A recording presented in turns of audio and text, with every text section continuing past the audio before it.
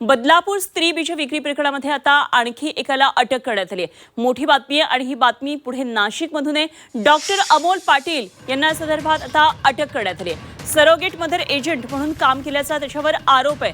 आंतरराष्ट्रीय स्त्री बीज तस्करीचा संशय आहे आणि IVF सेंटरच्या नावाखाली या ठिकाणी हा अवैध व्यवसाय सुरू असल्याचा आरोप होतोय।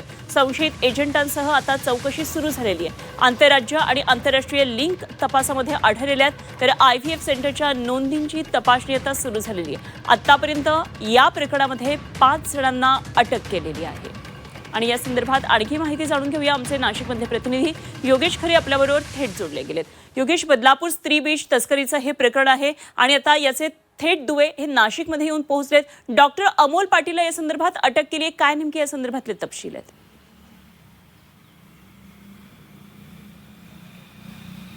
खरं आहे तर हे IVF सेंटर चालवण्याच्या अडचणीच्या समोर येत आहेत। खरं म्हणजे हे IVF सेंटर BDS असलेला डॉक्टर कसा चालवत होता हे महत्त्वाचं आहे। अमोल पाटील हे स्वतः दंत वैद्यकशास्त्राचे पदवीधर आहेत आणि त्यांनी हे IVF सेंटर टाकलेलं होतं।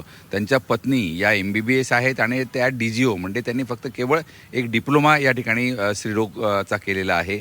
या त्या सेंटर चालवत होत्या आणि या सर्व प्रकरणामध्ये एकूणच संशयास्पद सर्व जे काही केंद्र आहे ते मालती IVF सेंटर याकडे दिसून येत आहे। जे बदलापूरमध्ये चौकशी केली असता पोलिसांना आता डॉक्टर अमोल पाटील हेच महत्त्वाचे सूत्रधार असल्याचं दिसून येत आहे आणि त्यामुळे त्यांनी त्यांना ताब्यात घेतलेलं आहे। आत्तापर्यंत जवळजवळ या प्रकरणामध्ये 6 लोकांना ताब्यात घेण्यात आलेलं आहे आणि जर आपण बघितलं तर जवळजवळ 8 राज्यातले स्त्रीबीज जी होती वेगवेगळ्या महिलांची ती या अमोल पाटील यांनी कलेक्ट केलेली होती आणि ती पुढे त्यांनी कुठे दिली, कुठे विकली याचा तपास आता नाशिक पोलीस बदलापूर पोलीस करताना दिसत आहेत। एकूण जर आपण बघितलं तर मोठी जैविक तस्करी जी आहे ती आंतरराष्ट्रीय संशोधनासाठी वापरली जात असल्याचा संशय आहे आणि त्या दृष्टिकोनातून आता या संपूर्ण प्रकरणाचा सखोल तपास सुरू झालेला आहे। ठीक, योगेश, धन्यवाद दिलेल्या सगळ्या सविस्तर तपशिलांसाठी आणि या संदर्भातल्या अपडेट्स वेळोवेळी नाशिकमधून आपल्याकडून जाणून घेत राहू। तुर्तास धन्यवाद। योगेश खरे आमचे प्रतिनिधी आपल्याबरोबर होते।